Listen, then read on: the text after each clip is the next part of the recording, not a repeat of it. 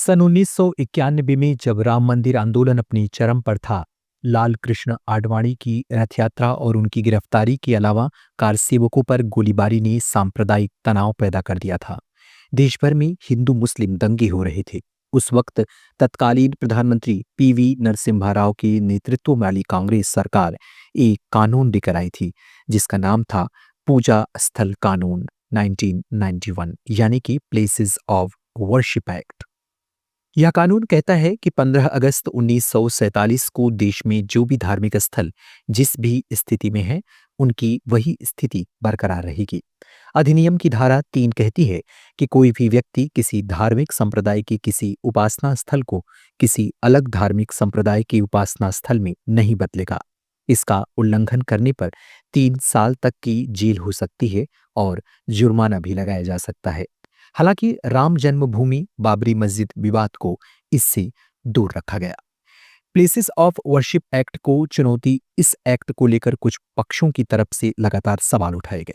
एक ऐसी ही याचिका बीजेपी नेता और वकील अश्विनी कुमार उपाध्याय की ओर से 2021 में दाखिल की गई थी। इंडिया टुडे की एक रिपोर्ट के मुताबिक अश्विनी कुमार ने कहा था कि ये कानून भारत के संविधान द्वारा निर्धारित धर्मनिरपेक्षता के सिद्धांत का उल्लंघन है। इसके पीछे दलील ये दी गई कि ये कानून उन पूजा स्थलों को वापस मूल धर्म के अनुयायियों को सौंपे जाने से रोकता है, जिन्हें सदियों पहले आक्रमणकारियों और शासकों ने नष्ट कर दिया था। ज्ञानवापी मामले की सुनवाई करते हुए पूर्व सीजेआई डीवाई चंद्रचूड़ ने कहा था कि किसी जगह के धार्मिक चरित्र का पता लगाना प्लेसेस ऑफ वर्शिप एक्ट की धारा 3 और 4 का उल्लंघन नहीं करता है। मतलब किसी धार्मिक स्थल की प्रकृति को बदला नहीं जा सकता, लेकिन यह जरूर पता लगाया जा सकता है कि उस पूजा स्थल की असल प्रकृति क्या है। 19 नवंबर को सुप्रीम कोर्ट के वकील विष्णु शंकर जैन ने संभल की चंदौसी सिविल जज सीनियर डिवीजन की कोर्ट में याचिका लगाई थी। याचिका में दावा किया गया कि संभल की शाही जामा मस्जिद के पहले वहां पर श्री हरिहर मंदिर था। इसके लिए उनकी तरफ से 2 किताबों और भारतीय पुरातत्व सर्वेक्षण ASI की एक रिपोर्ट का हवाला भी दिया गया था। इसमें बाबरनामा, आईने अकबरी और ASI की 150 साल पुरानी एक रिपोर्ट शामिल है।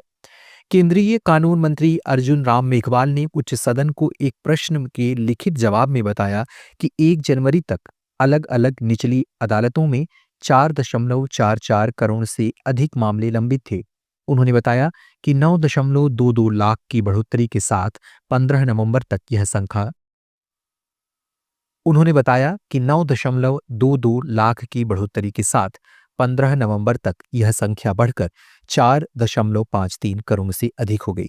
राष्ट्रीय न्यायिक डेटा ग्रिड का हवाला देते हुए सरकार द्वारा साझा किए गए आंकड़ों के अनुसार 15 नवंबर की स्थिति के मुताबिक लंबित 4.53 करोड़ मामलों में से दीवानी मामलों की संख्या लगभग 1.10 करोड़ और आपराधिक मामलों की संख्या 3.43 करोड़ है।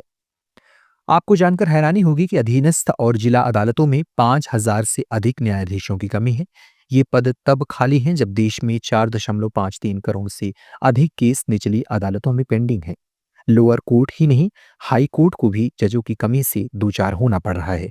देश के 25 उच्च न्यायालयों में 360 से अधिक पद खाली हैं।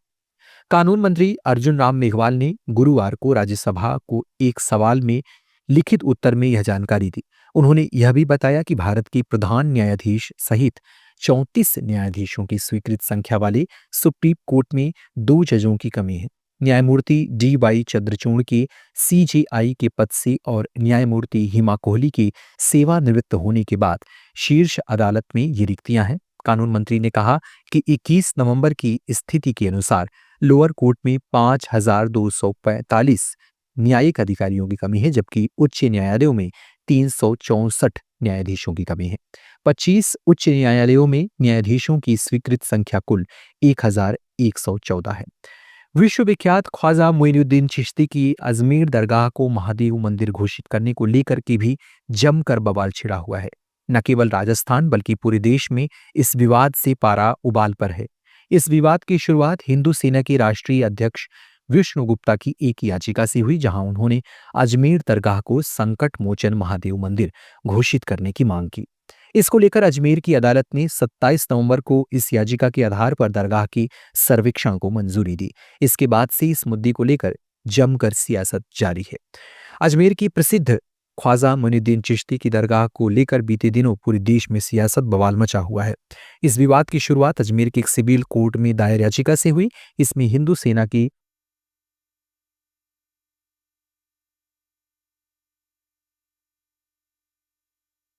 अजमेर दरगाह के मामले को लेकर 27 नवंबर को कोर्ट ने याचिका मंजूर कर दी।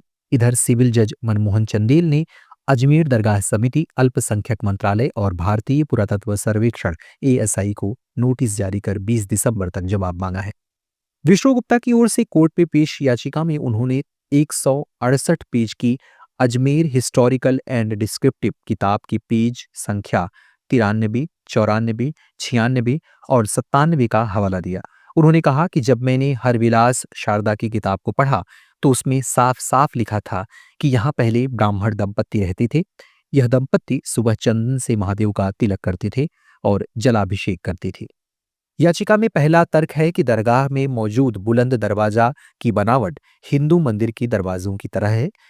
इनकी नक्काशी को देखकर यही अंदाजा लगाया जा सकता है कि दरगाह से पहले यहाँ हिंदू परिवार रहा करता था। दरगाह के ऊपरी हिस्से को देखें तो वहां हिंदू मंदिरों के अवशेष जैसी चीजें दिखती हैं। इनके गुंबदों को देखकर आसानी से समझा जा सकता है कि किसी हिंदू मंदिर को तोड़कर यहाँ दरगाह का निर्माण करवाया गया। विष्णु गुप्ता का तीसरा तर्क, देश में जहां भी शिव मंदिर हैं वहां पानी और झरने जरूर होते हैं। ऐसा ही अजमेर दरगाह में भी है। संभल की जामा मस्जिद हो या फिर अजमेर का दरगाह शरीफ का मामला, सवाल ये है कि देश में लाखों करोड़ों केसेस पेंडिंग होने के बावजूद निचली अदालतें क्यों ऐसे मामलों पर ज्यादा ध्यान दे रही हैं। देखते रहिए रंजन टीवी न्यूज़।